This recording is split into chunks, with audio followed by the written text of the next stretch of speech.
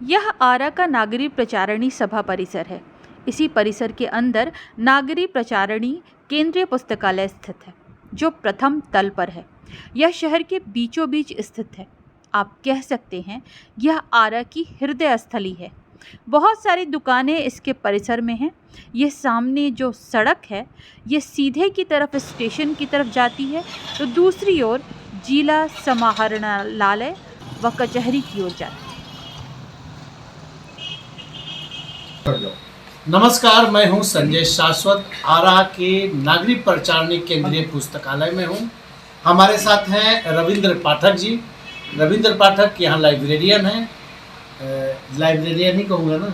हाँ, पुस्तकालय अध्यक्ष है। यहाँ पर पूरी जिम्मेदारी इनके ऊपर है। इस पुस्तकालय को, इसको देखने की बड़ी अजीब स्थिति है रविंद्र जी। बहुत दयनीय स्थिति में लाइब्रेरी का भवन चल रहा है और इसकी स्थिति इतनी नाजुक हो गई है कि इसकी छत जो है सो चारों तरफ से गिरना शुरू हो गया है और मुझे तो डर लग रहा है कि कभी न कभी स्टूडेंट के ऊपर भी इसका कोई दुर्घटनाग्रस्त नहीं होगा। इस संबंध में हमने डिपार्टमेंट को भी लिखा है और सूचना भी दिया है, लेकिन अफसोस है कि अभी तक ये बन नहीं पा रहा है। दूसरी जगह नई भवन बनने की तैयारी हो गई होगी।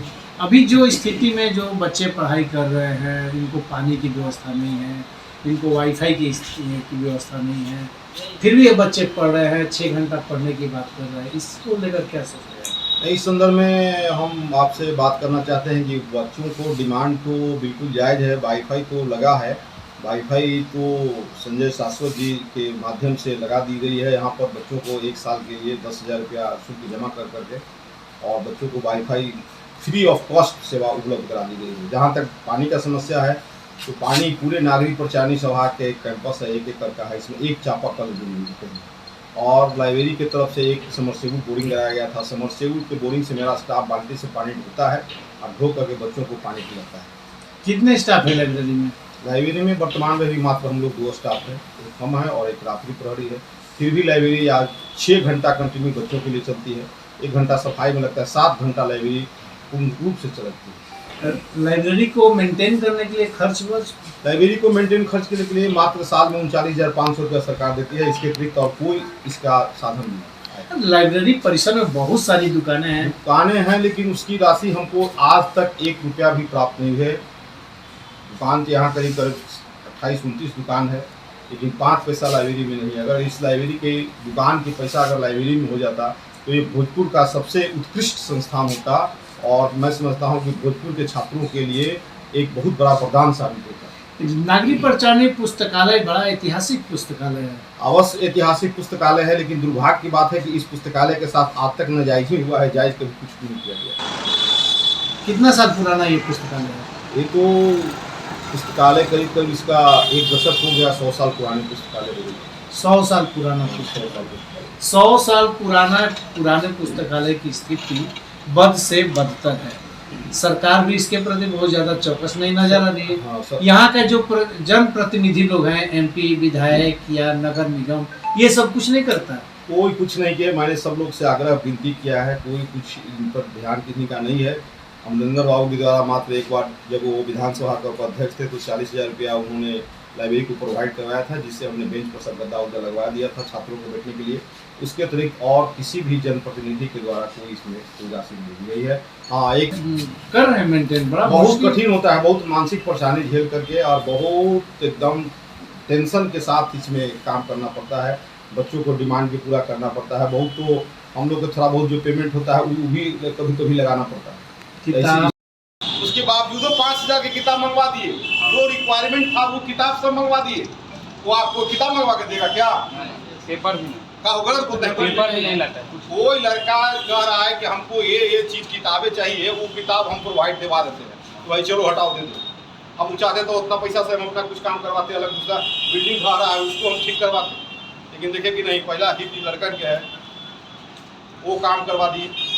वाईफाई देखिए इतना कह करके 700 जी अखबार है, बिजली का बिल है, अभी 5200 का बिजली का बिल आया है। और स्थिति है कि बच्चों का डिमांड होता है कुछ नई किताबें का, नई मैगजीन का, उसका भी डिमांड को हम लोग फुलफिल करते हैं। दूसरी बात है कि स्वीपर है, स्वीपर को और 1,000 रुपया हम देते हैं, 1,000 पर काम करने के लिए तैयार नहीं है। फिर भी बेचारा नाइट गार्ड की जो है पत्नी है वो अपना स्वीपर के काम करती है, आके लगाता है। कोई भी डोम है वो कहता है कि 3-4 हज़ार से कम पैसा नहीं है। वो अब हमारे पास प्रतिदिन 60-70 बच्चे आते हैं। अब उसकी गंदगी है तो प्रतिदिन साफ करना, स्वच्छता रखना, ये भी एक लाइब्रेरी के एक मूल उद्देश्य में आता है।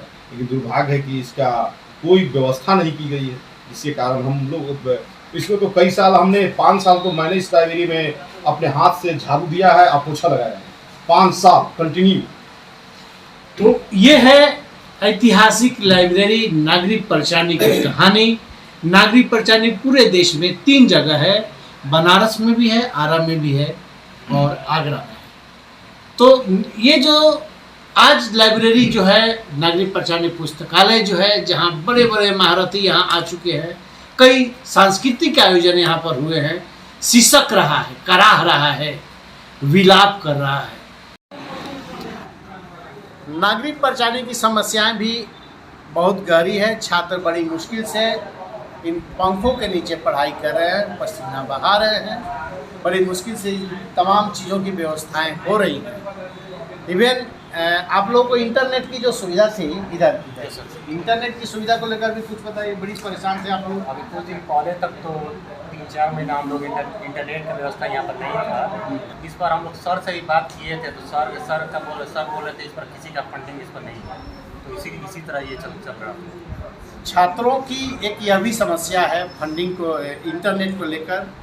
तो मेरे लोग हैं समाज में जो आगे आते हैं, सहयोग करते हैं, वाईफाई की व्यवस्था हो जाती है। लगातार दूसरे साल वाईफाई की व्यवस्थाएं हुई हैं, लेकिन ये कब तक? ये एक यक्ष प्रश्न है कि कब तक। सिस्टम सारा चीज़ है, तो कहीं ना कहीं सिस्टम ही दोषी है।